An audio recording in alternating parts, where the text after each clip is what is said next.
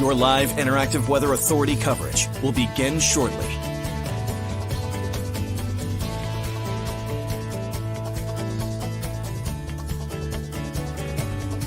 Your live interactive Weather Authority coverage will begin shortly.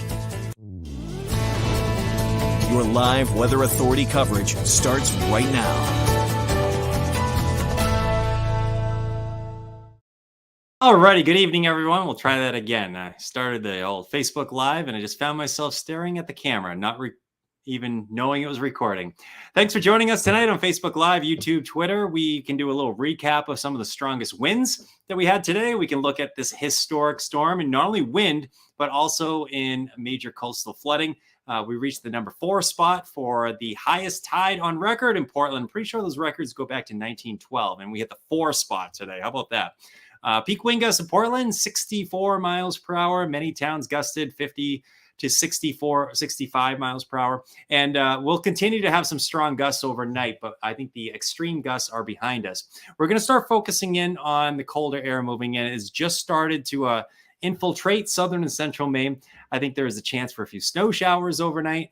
And going into the holiday weekend, it's just going to be frigid. And it's going to be very cold for folks without power. We're up over 200,000 customers without power. That's a respectable number here. There's a lot of folks that are without power tonight on a cold weekend. Temperatures there running in the 50s today, but let's remember, we're dipping to the teens tonight, and high temperatures tomorrow should make a run at maybe 20, and really that's about it. So we're not the only ones dealing with this. This is a nationwide thing. Colder air has been moving in for just about everyone. Let's take a look at, let's see here if we can take a look at our temperature setup. There we go. Actually, these are not our temperatures. These are our peak wind gusts. It's worth mentioning, though, for some reason, some of the ASOS stations, the automated stations at the airport, a lot of them are not recording tonight or reporting tonight. So Rockland is not reporting. I know Wiscasset is old, and there's a few others that aren't reporting. I feel like Freiburg's one of them. And we'll see how these go because some of these will need to be updated. But Portland reached a peak wind gust of 64 miles per hour, and that was during the afternoon or late morning. It was 11:45 was the peak wind gust. Look at Mount Washington, 150 miles per hour. I spent 3 years working on top of the mountain and never saw 150. I saw 142, I think. That was our peak wind gust. But yeah, nothing like that. So it's been a windy day throughout all of New England. And record wind as well. Let's take a look at where this stands in the top 10 wind gusts on record for the Portland area. These records go back to the 1940s, early 1940s.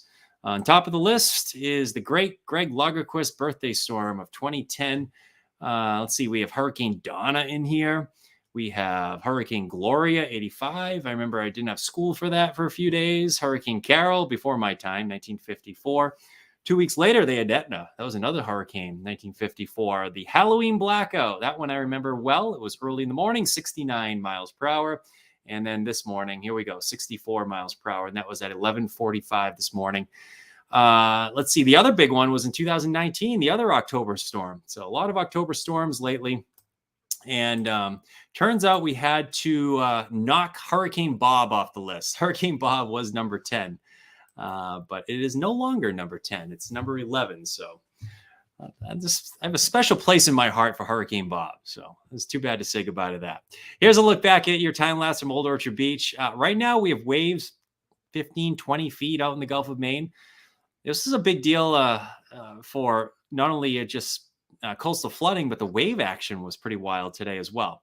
So the Portland tide gauge did settle out at 13.72 feet. We had an astronomical high tide just due to the full moon cycle.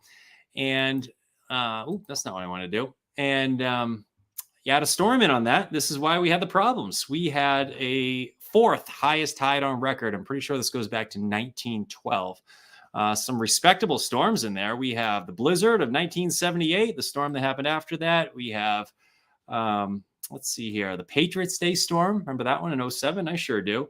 And this one, I remember this one well as well. Remember this one, the Perfect Storm. That's the one that the book in the movie was made after. So some respectable crests. These were historical high tides in Portland. And today we have major flooding because of that high crest. Wave heights out in the Gulf of Maine now have eclipsed 20 feet. this is a big deal because remember the summer we were making a big deal about waves 4 to 7 feet. I think we led a newscast one day with like 4 to 7 foot waves. And I remember thinking, just wait until they get 20 feet. That's exactly what we had out there today. So Eastern Main Shelf is reporting a wave height of 21 feet right now. That's a current wave height.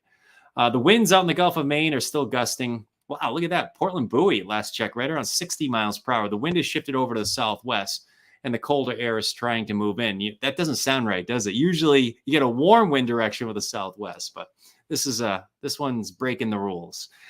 Notice the winds gusting on land, still around 50 miles per hour up in Augusta. We're gusting to 30 in Portland. We had the Arctic front move through just about an hour ago, and the colder air has just started to move in. I don't know the next time we'll get into those 40s and 50s, maybe later in the forecast by next Friday or Saturday, but there's nothing like that in the near future. Wind tracker takes us to 11 o'clock tonight. We're still looking at some gusts 30 to 40 miles per hour. The extreme gusts should be behind us at this point. There may be a few gusts up over 50 miles per hour over the next hour or so, but after that, they'll probably be over 30 miles per hour overnight. And again, this is still causing some problems. The CMP is still reporting those outages still ticking up over the last 2 hours. We were at about 180,000 customers without power about 2 hours ago. Now we're up over 200,000 customers without power. To put it into perspective for you, the ice storm in 1998, which was exactly 25 years ago in 2 weeks. It's crazy that time went by that quickly, but that storm had about 300,000 customers without power. And this storm has a little over 200,000 without power. So that's where we stand here. Tomorrow, I think it will be windy, but not nearly as windy as today. We'll get some gusts around 30 miles per hour. And that's going to keep wind chills in the single numbers and teens. So tomorrow is going to be one of those days where it's just going to be feeling quite chilly. Grab the mittens. It's not a gloves day. It's a mittens day if your plans take you out and about.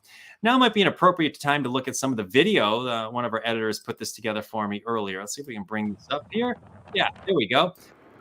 This is Camp Ellis around the time of high tide today. They had some serious flooding out in Camp Ellis. We have some video from Wells as well, I believe. I think this is still Camp Ellis right here. Look at the wave action out there as well. Boom, just like that. We're getting a lot of reports of some problems. This is a rescue from a car. We had that in the newscast earlier. Down the Wells. Look at those waves crashing over the seawall right there. So a lot of folks saw some pretty impressive flooding, ocean flooding, coastal flooding, I should say, during the high tide. That was 10:16 this morning. Wow, look at that wave. This is over on Commercial Street, Jay's Oyster Bar. It always floods during situations like this. They had a lot of water out there today. Flood stage in Portland is 12 feet. We made it to 13.72 feet, and it stopped right there. All right, that's enough of that video. Let's go back to the weather graphics, and we'll take a look at where do we go from here. We have some showers that linger across the area tonight. The Arctic boundary is off to the north at this point. Those of you up into central Maine, well, you're still seeing that exit. But notice some of these snow showers are entering into the area. Don't be surprised to see a few snowflakes flying around in the coming hours. I think there will be a few. And the wind is out of the southwest, and it's still a little gusty. We're going to get some gusts 30 to 40 miles per hour in the next few hours here. In addition to that, we talked about the coastal flooding, the high tide, of course. We talked about the record peak wind gusts. Now let's talk about some minor river flooding. We have a flood warning for the Swift River at Roxbury through tomorrow morning. That bears watching as well. Only minor flooding is reported there. More of the same up in the Saco River at Conway. Minor flooding is reported there, and that extends until tomorrow afternoon. I think the Pemigewasset River back into the Plymouth, Woodstock area in New Hampshire is also flooding at this point. All right, so now we have the colder air working in on a southwesterly wind. This has been making national headlines. The good news for us, we're not expecting the extremes that they're getting farther to the west. I mean, some areas getting highs around 0. And here we are. We're talking about 20 degrees being cold, and we can handle that. We're Mainers, right?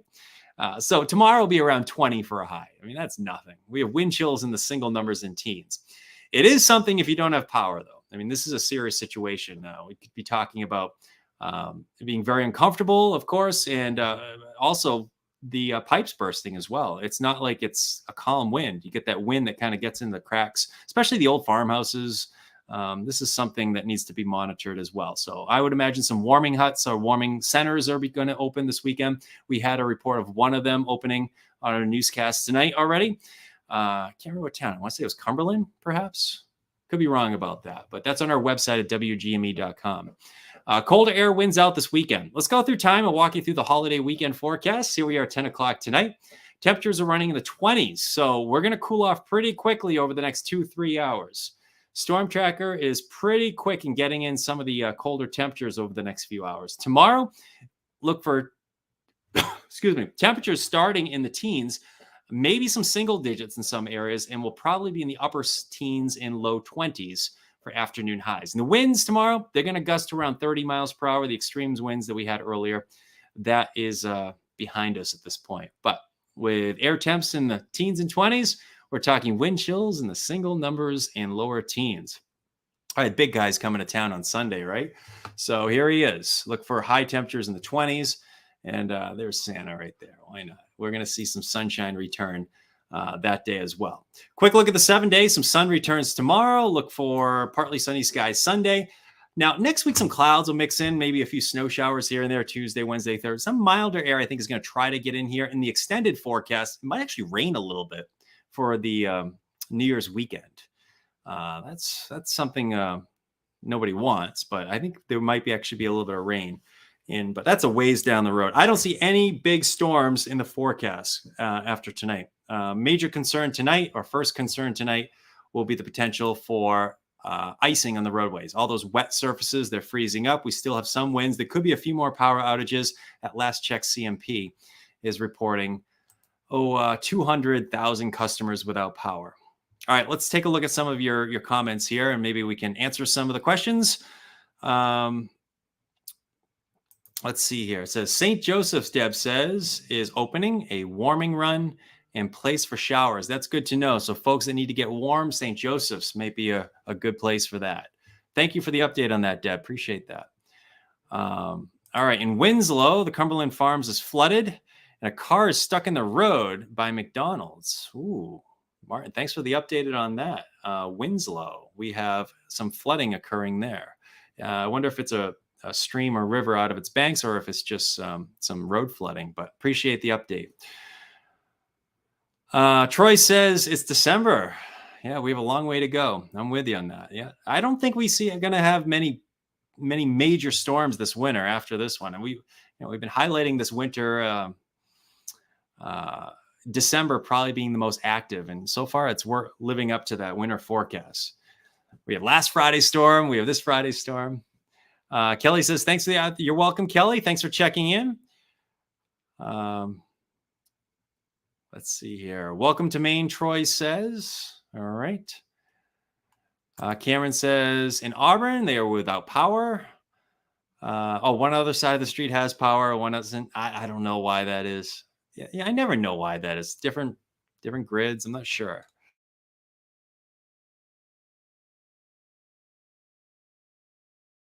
I'm with you on that too. I'm over the weather too. Let me get that out of here. Sorry about that. Oh, my computer's frozen. Oh, there we go. All right. No power here in Brunswick, but we're making the best of it. Thank you, CMP, for all the hard work, Kelly says. Yes, that's nice to hear. All right. Power outage party. All right. For folks without power, try to stay warm. Kelly, thanks for checking in. I like the attitude. Heading into a holiday weekend without power, and she's happy. We lost power for 4 hours in Chelsea. Oh, so it sounds like it's back then? Lost power for about 4 hours near Chelsea, Maine. Oh, maybe it's still out, Cheyenne, is it? It probably is. I can't imagine they've restored power yet. We didn't lose power in Brunswick, Beth says. Well, that's good news, and I hope that you don't lose power going forward.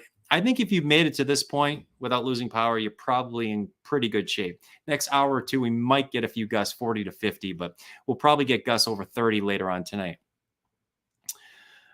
Tanya says, yeah, the deep freeze. When does the deep freeze start? Next few hours. We'll dip into the teens for lows tonight. We should be in the 20s by, I guess, 11 o'clock. Just the old days had no power, Troy says. I like it. We moved up here from Maryland right after Hurricane Bob. Oh, so Amelia's probably talking about how I had to knock Hurricane Bob off my top 10 list. So Hurricane Bob, I don't know what it was, 61 miles per hour? I think it was 61 miles per hour.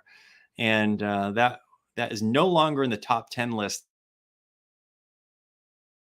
Ends at the Portland Jetport, and those records go back to 1941. So yeah, Hurricane Bob, August 19th, 1991. I remember that one well. Yeah, that was a big storm. Stay safe tonight, everyone. Joe says, worried about the rapid freeze. It's going to give us some dangerous travel conditions overnight. Yeah, rapid freeze. Folks are out. Road crews are out salting. I just saw a bunch outside of our studio. Good news there. The wind will help dry up the roads, but not before temperatures freeze up any surfaces, I think. So tonight's a classic flash freeze situation, I think.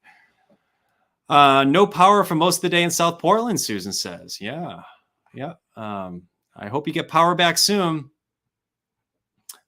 Elise was talking about 150. You're probably talking about Washington, right? Yeah, 150 miles per hour. Yeah, that's Tuesday up in Mount Washington. They get hurricane force winds about a third of the time, and they're in the fog about 60% of the time. So they get strong winds. Usually 150, not that strong though. That's pretty strong.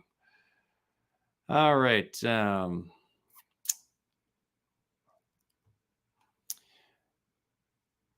Troy says, Augusta was fine today, walking around. Oh, I got some shopping done. Good. A little Christmas shopping in the storm. It's dark in Naples, Dean says. Hope you get power back soon. Hope you get it for the holiday. Merry Christmas, Dean. Hello from Columbia Falls. Well, hello to Charlie, Columbia Falls. All right. Checking in from far away. Still got power in Wilton. All right. You lucked out so far, Sandy. I think you'll be in good shape going forward.